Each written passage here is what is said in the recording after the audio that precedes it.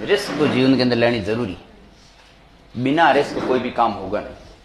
और रिस्क वही व्यक्ति ले सकता है जो घर से निकलना सीखता है। घर बैठे बैठे भी रिस्क नहीं ली जा सकती।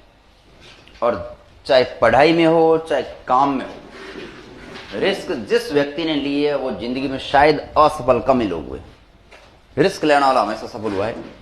रिस्क लेनी पड़ेगी। पढ़ने वाला रिस्क समय के ले रहा है, धंधे वाला रिस्क पैसा उसमें लगाने के ले रहा है कि नहीं भाई। पढ़ने वाले को समय की रिस्क, भाई मान लो 3 साल ट्राई की, नहीं हुआ तो क्या होगा, ये रिस्क ही एक तरह की। ऐसे तो जिंदगी भी रिस्कों पर ही, रिस्क पर ही, किस्तों पर ही चल रही। एक सिस्टम डैमेज हो गया तो चलेगी कि नहीं चलेगी क्या पता। तो इस रिस्क से तो घबराओ मत। सर्दी है, गर्मी है, कभी बारिश है, ऋतुएं आती रहेगी, चेंज होती रहेगी। अपन जैसे नौजवान युवा है वो भी यदि ऐसे छोटी मोटी इस ऋतुओं से प्रभावित होते रहेंगे यदि, तो फिर मामला कैसे बैठेगा।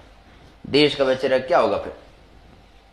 देश के प्रधानमंत्री, जो बड़े बड़े नेता है, बड़े बड़े अफसर है, वो ऐसे अपनी तरह आलस्य करके छोड़ दे तो फिर अपन ऑफिसों में जाते हैं कि भाई हमारा काम नहीं होता है। अब है उसमें भी कई लोग अपने जैसे ही, अपन अब भी आलस्य करे, फिर कल मान लो किसी ऑफिस में चलेगा आप, तो फिर कौन से भाई तैयार हो गए बैठ जाओ 6:30 बजे, लो आओ काम बोलो आपका। सही है कि नहीं। रिस्क सीखो भाई थोड़ी लेना।